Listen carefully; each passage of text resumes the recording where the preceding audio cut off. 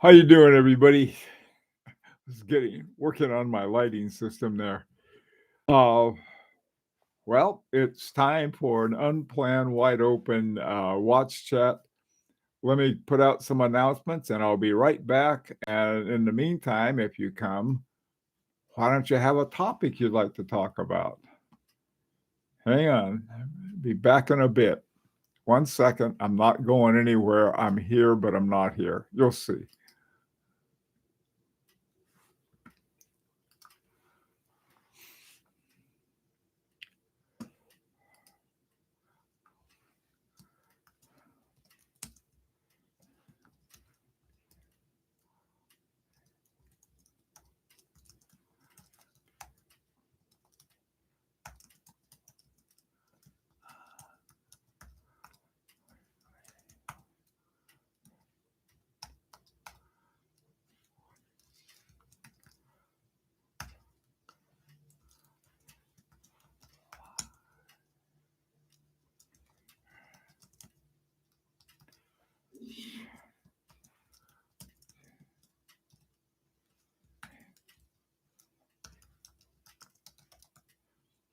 Be right back. I'm just putting in some announcements for everybody. Bip.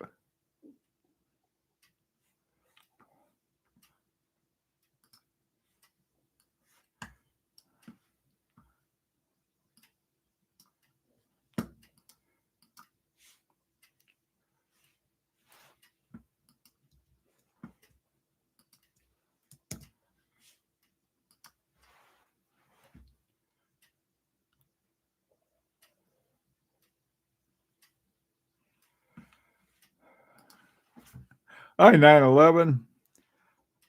Hi, Transton. How you doing?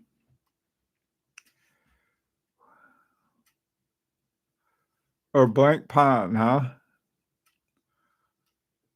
A Moser endeavor, not a Homer endeavor. Anyway, how you guys doing? Putting up some more announcements. I'll be right back. I want you guys to come up with a topic we can talk about because today can be about anything. Hang on, I'll be right back.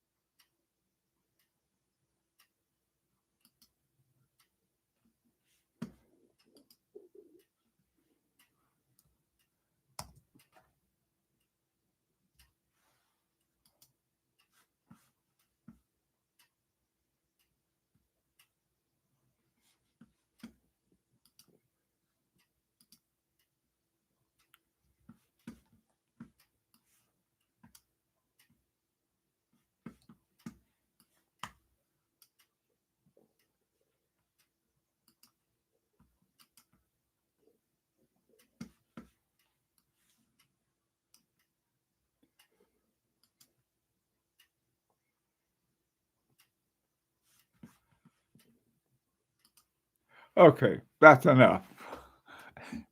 Hi, Ben 10. How you doing? Ed, good to see you. Topic: beat best, I guess, best luxury sports watches. Top 5 best recent watches. And what's your favorite brand to collect vintage? Vintage is interesting. Okay. Well, um, I guess I don't know if this counts as vintage. It's from probably the 80s or 90s. This is my Harry Winston premiere by Retrograde. The retrograde on it was done by Jean-Marc Viderec during that period, and that's why it's got where the double retrogrades came from. But uh, the best thing about vintage is that they're affordable, and what's becoming vintage. You talk about, I don't know. On the one hand, you look at '90s. Well, the '90s weren't too long ago. How could they be vintage? Well, they're getting there. I don't know how we look at vintage. Vintage is hard. It really is. But what is it about vintage you guys would like to talk about, or anything else? Just bring it up. Let's see. Anything pre 210 is vintage, or neo vintage, as some say, a neo vintage, huh? I I have an oxymoron watch, neo vintage. Okay.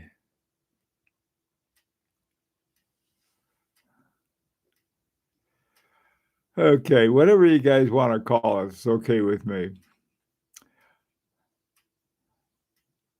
Wow, a dual 1940. Now that's vintage. That's getting back there.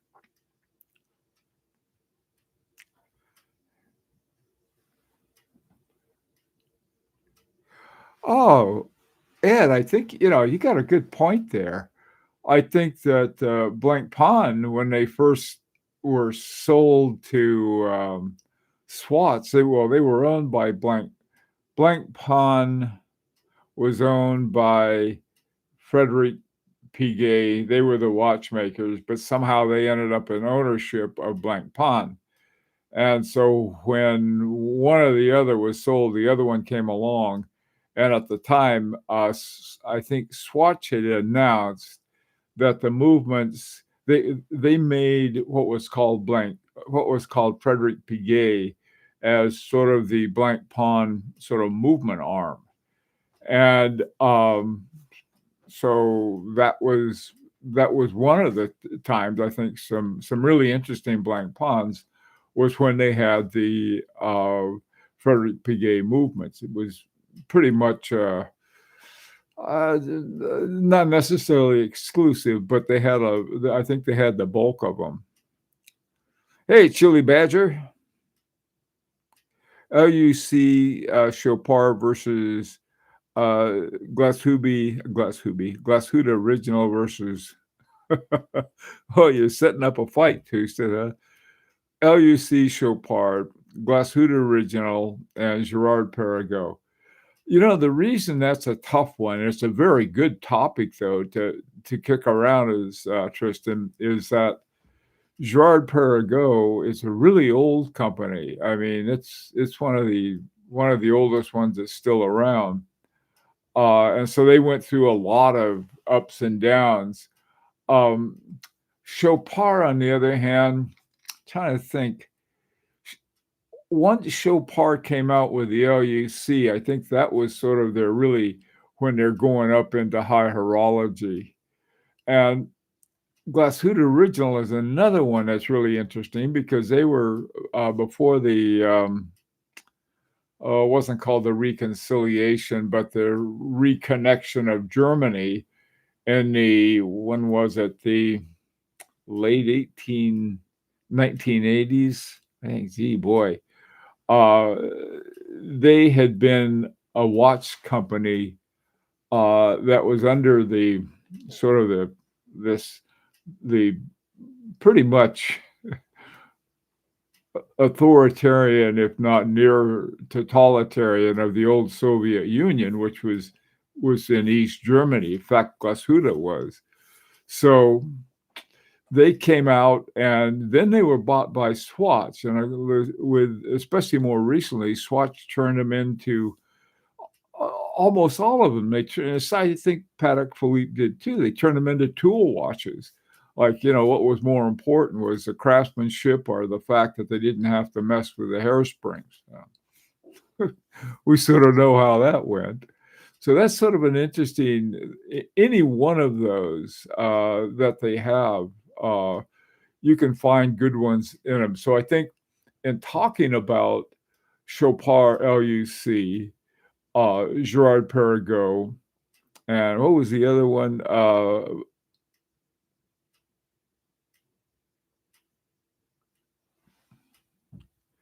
Pando, Pandomatic Lunar, Glacier Original.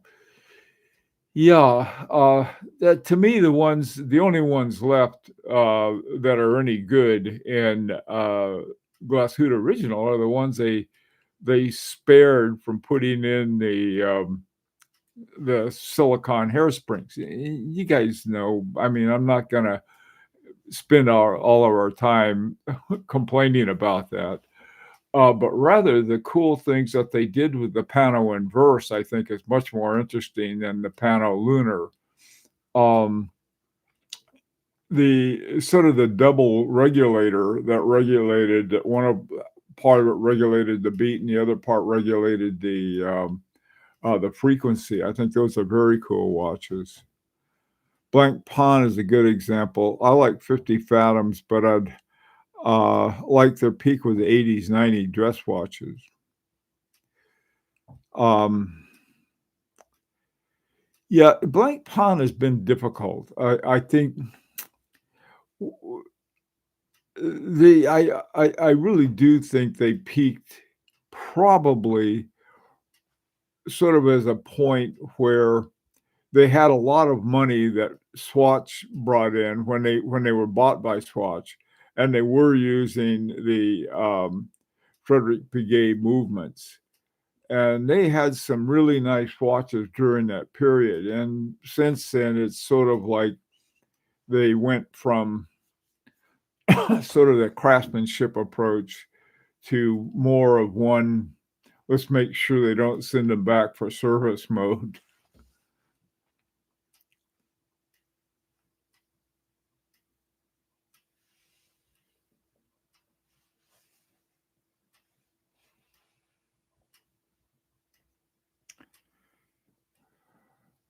I want 18 karat gold Breguet Empire.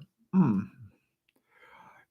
Here's the thing: the Breguet, uh, to me, they made one of the most interesting watches and ruined it, and that was the tradition. And even the rotor on it looked like the one that Abraham Breguet had on his watches, but instead they slipped in the silicon and so no regulator. And I mean, what's the point? If you're gonna have something that has the characteristics of the early brigades by Abraham Breguet, why not have the whole thing? You can work like that. Put in modern lubricants, that's fine, and some other things that are less of a hassle to have to worry about. But my God, if you're going to have a classic, make it a classic. When you look at companies like that tend to be independents, like FP Jorn or Carivut and Lannon, or trying to think who else, the whole series, Andreas Stellar, those guys are doing real true craftsmanship. And some of these other ones, they like to talk about it. I think the ones that talk the most about it and bragging about their finishing and so on and so forth somehow neglect the movement. They're still using Solitas. So I don't know. That's why I like companies like Moser. H. Moser is a it's not a big company. They do like maybe 2 or 3 thousand watches a year. You compare that with Rolex that does 1.5 million or close to that, or Patek Philippe that does 50,000. And so you're dealing with really sort of two very different levels of watchmaking. Hey Brian, how you doing?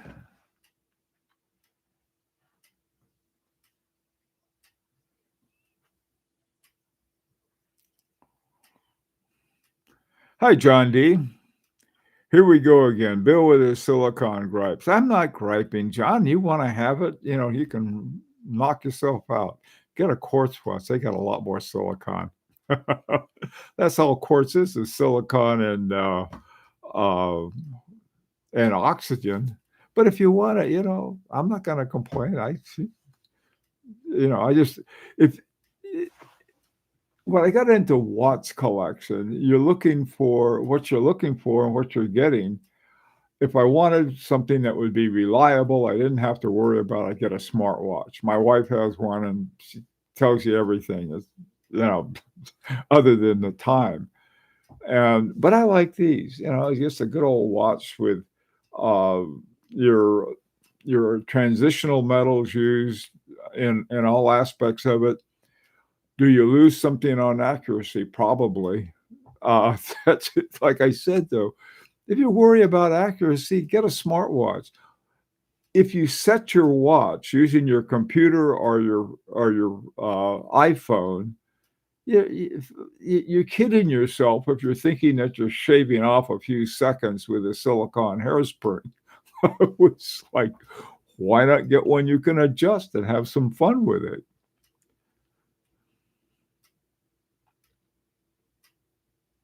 Yeah, the Glasuda Original Senator chronometer is a neat one, a regulator. That I like a lot.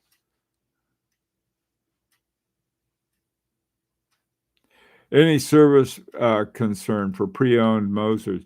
That's a good question, Trusted. A couple years ago, in fact, God, it's been more than a couple years ago. It was right before they closed down New York for the pandemic. So it was early 2020, I think. I was interviewing Edward Malin, the CEO of Moser, and I asked him about service if they still service the Henry double hairspring. He said, "Yeah, they did," and it was a good conversation. The thing about Malin, other than the fact that he has a great sense of humor, looking at the whole business, is that he's pretty straight up about things. I was asking him about the why watches that Moser had were rated for 3 days. 3 days. What is it? 3 times 24 uh, power reserve, and yet they'd run 5 days. And he said, well, they're guaranteed at a COSC level for 3 days. After that, yeah, sure, they'll take pretty good time, but they're not.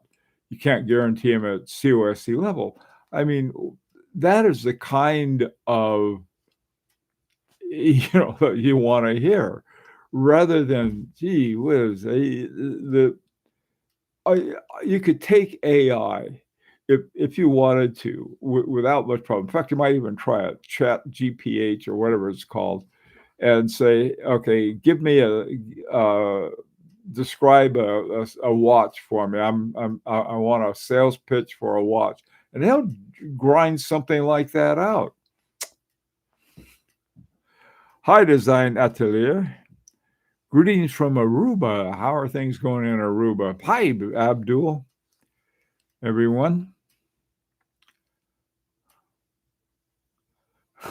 Watching election. No, you're not. Watching an old guy who enjoys watching. Okay, Abdul, what's up? Okay. Hey, JGH. I wonder if Doxa has an in-house movement. Doxa is a watch I like. Okay. Now you don't need a reason for something that's sort of purely emotional. I've always liked Doxa. I don't know why, but I do. Just like them. Those big orange divers, they're just a cool watch. That's another thing. I think they're I don't know what kind of movements. They probably have a Solita movement in them. I don't think they're in-house, but they're a neat watch. And if you like a watch, you like them.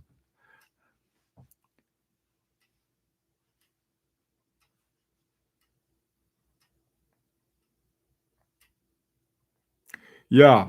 Yeah, I think you're right, Ed.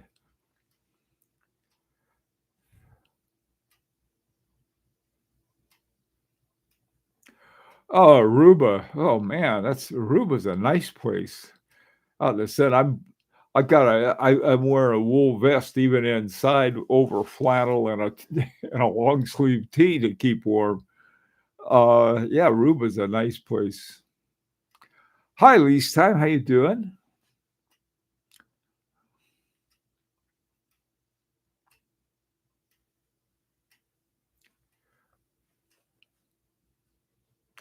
Hi, Dartmouth. Was there any brand you always admire but never purchase as it was not a good fit for your wrist or design? Yeah, yeah, that's a good question too. You know, a watch I've always liked is now I can't think of the name of it. Oh, what's that brand? The other brand that H. Moser makes, the ones that look like a TV screen. They're they have wonderful movements, and I've always admired that, but I've never got one. As a matter of fact, um I wish more watch companies install a service indicator. Yeah. No, not HYT. They have water. Oh, I can't think of the name of it right now. The ones that have that TV shape and they're owned by the same company that owns H. Moser and Precision Engineering. No, it's not that. Can't think. No, it's not that. What is it? It's not Armada. Oh, come on, Brian, you're good at this. Hotlands, that's it. Thanks, Design Atelier. Hotlands. I've always liked Hotlands, but I never had one. And I tell you, I still want to get. There's a brigade that I do want, and it would come under vintage because it was from the '80s when Daniel Roth first went to work for the Chomet brothers who had bought Breguet. So that would be one. That's sort of an interesting question, too. Um, there are a lot of watches that I like. I never had one. I like the Yachtmaster 2. Uh, Never got one of those. I just like them, though. Same with the Air King with the what's that Faraday cage? The Faraday cage and the Bloodhound dial. That's a combination I like. The thing is that there are lots of cool watches that I think all of us like at one time or the other. I can give you a whole bunch that I can't afford, like a Gabriel Force or one of those. I would love to have one of those. How about you guys? HYT. That's close enough.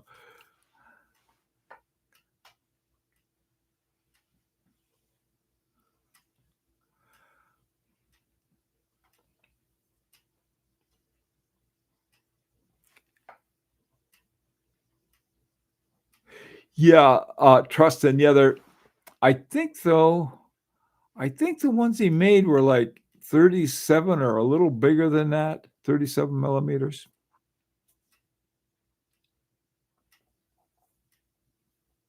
Oh, I tell you another watch I like too is the Rolex Prince.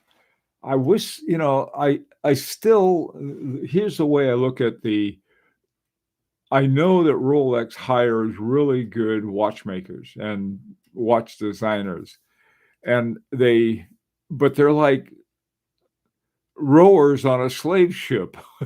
they they have them chained to the row, but they can't do anything creative.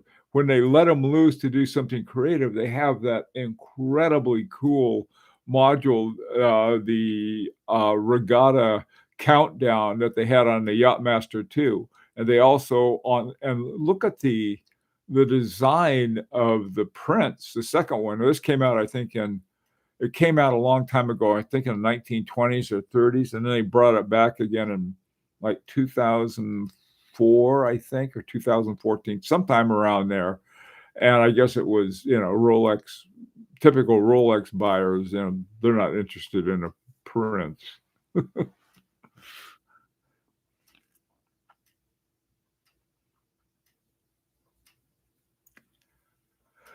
Okay, so what are some other things going on in the world of watchmaking that we as collectors should really pay attention to?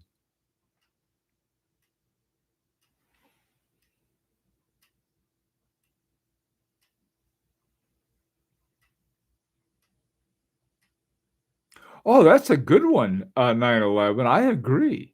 Yeah, if you're gonna have a new movement, have it fill the, have it fill the case.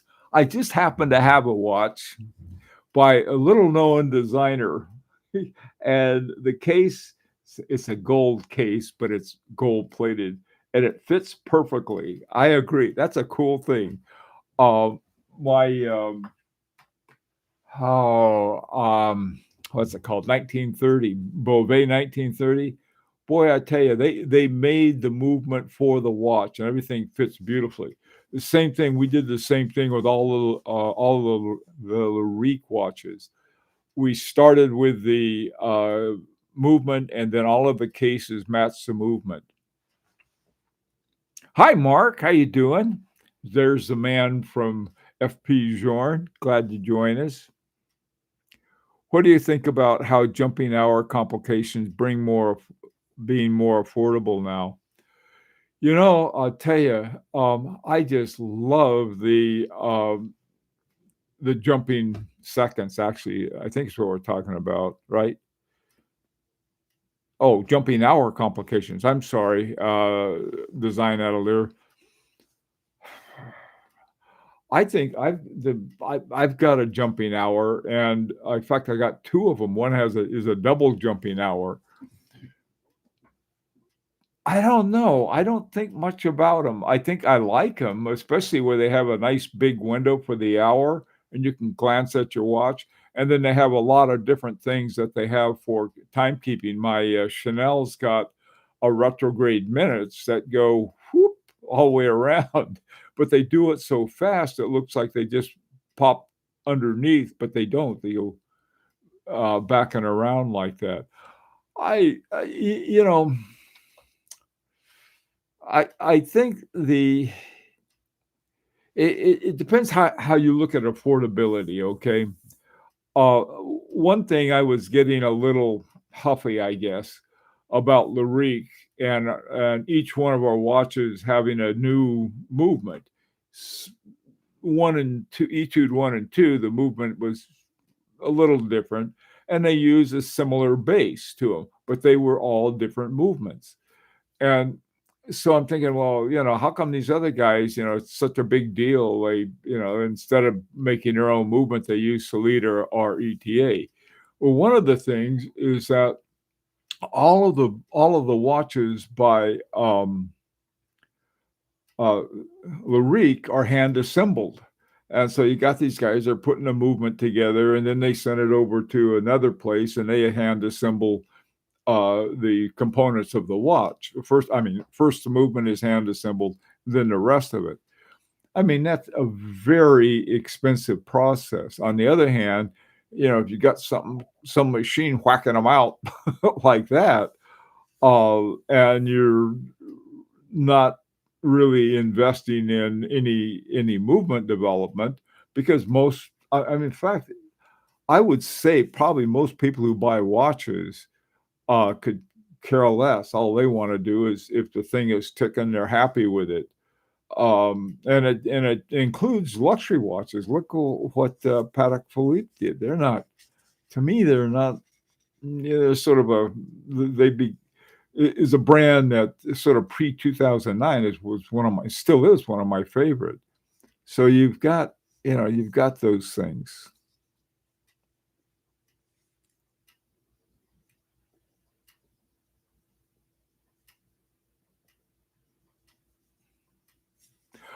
Okay. Brian, to answer your question to Designs Atelier's questions about jumping hour complications, talk to Abdul. He's our man. Hi, Caesar.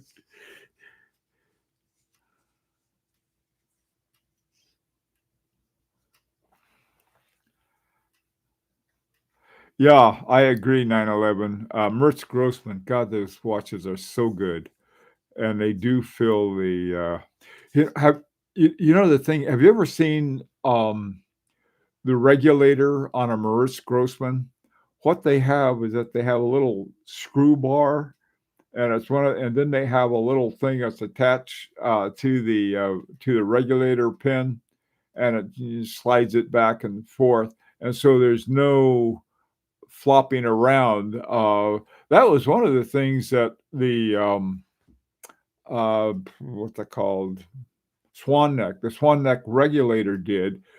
Uh, I always saw the swan neck regulator as mainly what it did was to add a little or speed it up or slow it down a little, changing it. But in fact, what it also does is that once you do that, it holds it in place. Whereas the kind I like, that I can do regulation with my toothpick is just a stick up there, and you can push it toward fast or slow. But, you don't know whether moving around and banging around is gonna move that, point, so it's another thing.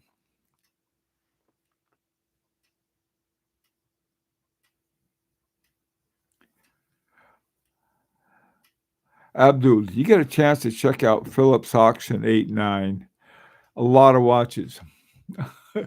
Abdul, the last one of those I sold a watch in. And I'm quite happy, as I love Phillips auctions. If you have a watch and Phillips will sell it for you, you'll do great. Okay. I wouldn't buy one though from a Phillips auction, and I'll tell you why. And that's because they're so good at selling it. Then they knock on a 25%, um, what do they call it? Premium. What a word. Premium for basically a charge on that. And if the auction is in Geneva,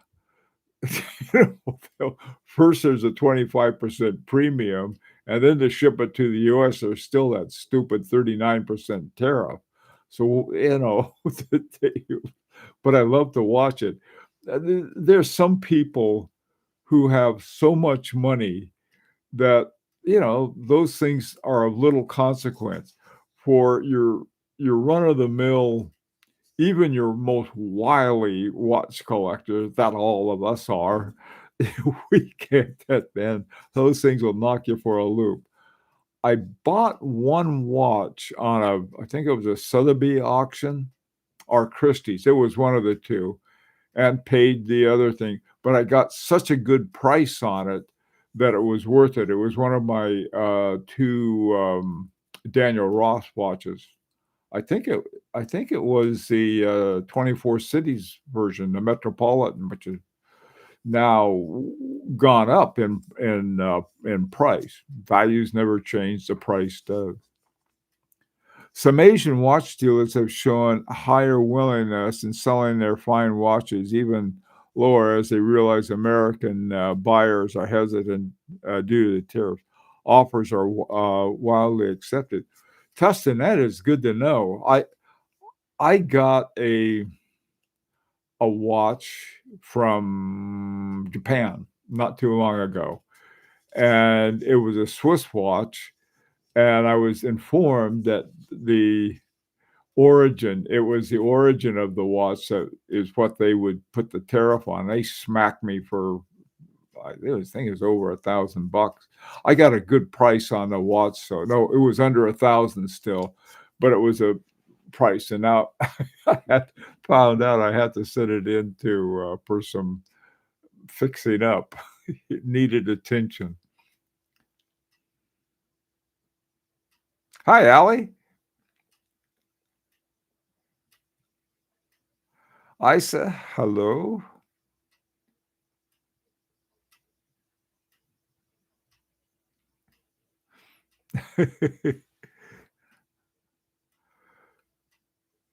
Do you think about the new Brigade 7225 with the 10 hertz? I'm not a fan, to be honest. 10 hertz, you know, here you've got what, 32,000 hertz and a quartz, and they're trying to chase that with jacking up to 10 hertz. Uh, there's a reason for it, and it has to do with, I think, a tenth of a second or something like that. Okay, that makes sense if you need 10 hertz for that. But, that's gonna work on your regulator wheel like like beating a rented mule.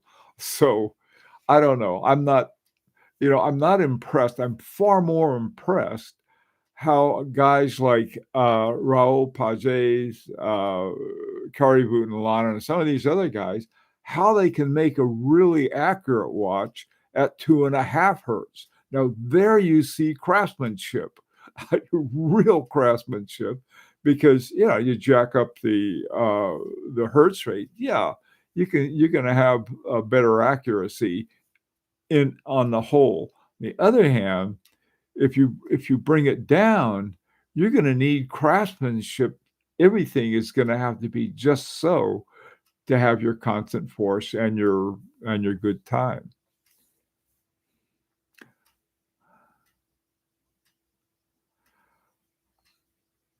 Uh, Hi, Icy. What watch did I sell on Philips? Well, it's a long story, but I'll give you the short version. Some distracted driver smashed into my car, so I had to get my car replaced. And so it was just one of those things. So I had to replace my car, and so I had to sell my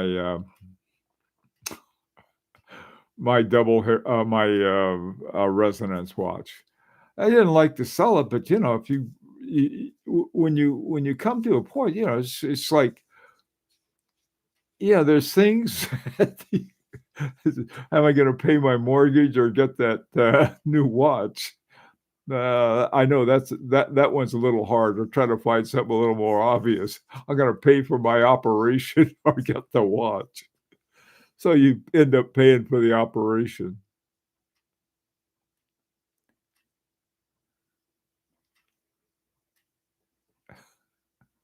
Oh, that's a good point. Previous performance is no indicator of next performance.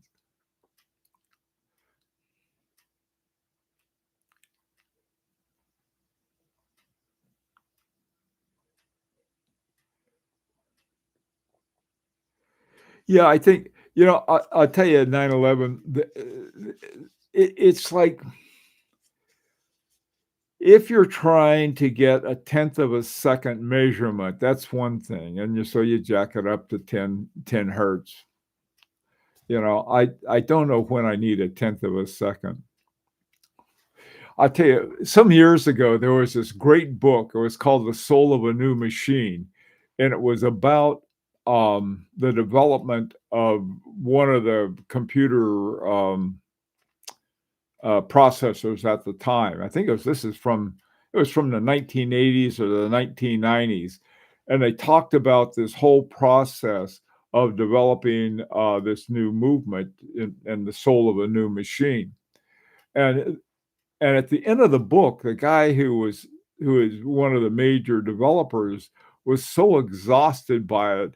He said that he didn't want to have any time measurement other than seasons.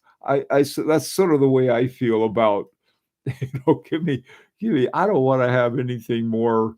3 hertz is about it for me. Anything after that, meh.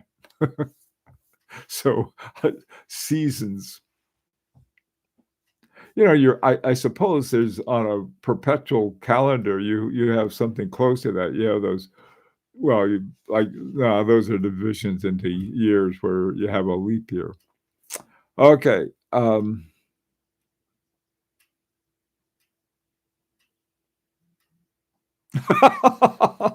Hey, Brian. He going down. You know, there's an old TV character, Don Knotts, who was always nervous about something. I could see that. "Ah, I got a 10 hertz watch."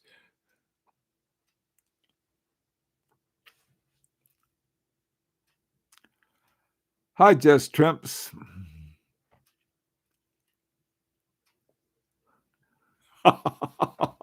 It's a great watch for introverts, yeah.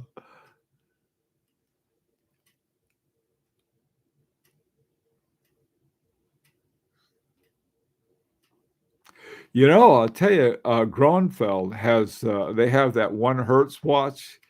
I'd love to have that.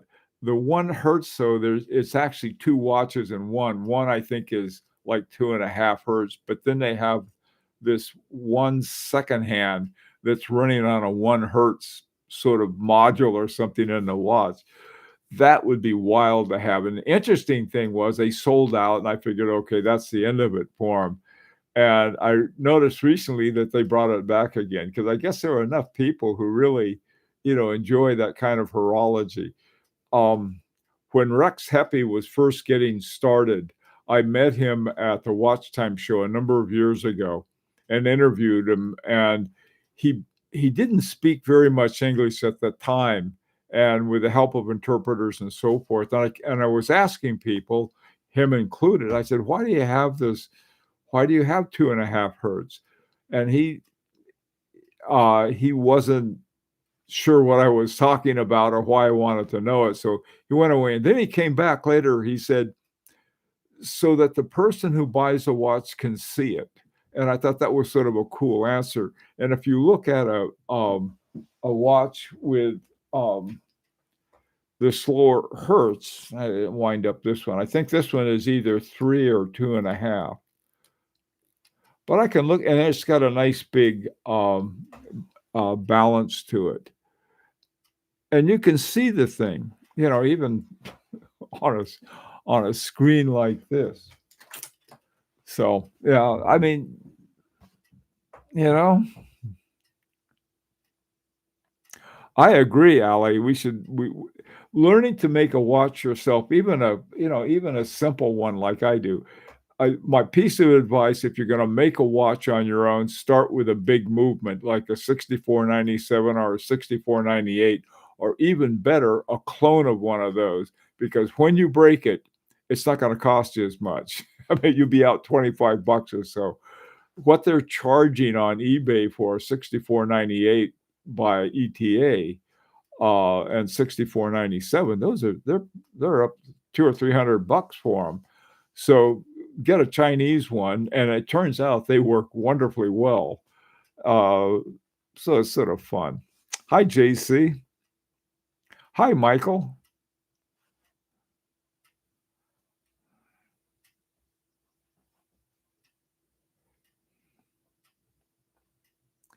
Yeah, Michael, I agree. Is that just fun to watch? When the other day I was changing all my clocks, I have two wall clocks. One is a Kit Kat with a cat with his eyes going like this and his tail wagging, and the other one is my chronomet surveying wall clock. And I was looking at them, and I just noticed is that if you look closely, especially a big quartz watch, because the chronomet surveying quartz watch is, wall watch is quartz. You can see the minute hand moving very little, but if it's big enough, then you can see it. That's sort of fun. And then, of course, it doesn't have jumping seconds, even though it's quartz. They somehow made the second hand as this quartz thing go nice and smoothly.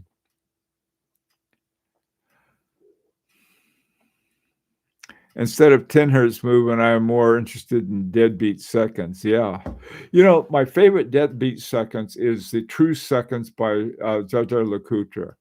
That is, I tell you, looking at that thing, I love just looking at the way the movement is set up. They have another spring that goes back and then kicks it. And so it's really being kicked around by a second spring. And at first I thought, oh, wow, this is a remontoire. In a way it is, because the spring has to be rewound as it's going through tick tick tick tick like that. But I take a look at that. Just Google up JLC's True Second movement, and it's the coolest looking movement.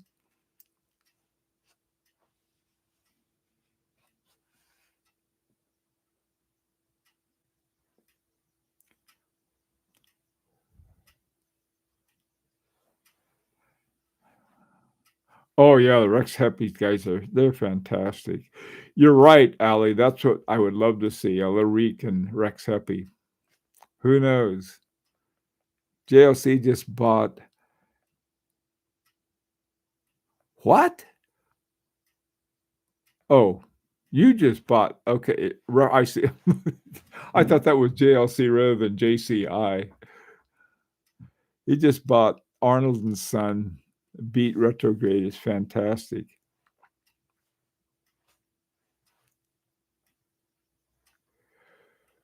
Okay, guys. Well, listen, Lamania movements. I like those too. Geophysics, any geophysics, JC. The whole line of geophysics is a wonderful line of watches. Listen, guys, I've got to run today. A little thing. I got boating and a whole bunch of other stuff to do. But thank you all, and thank you for your great ideas. That was more fun. Anyway, take care. Hope to catch you next time.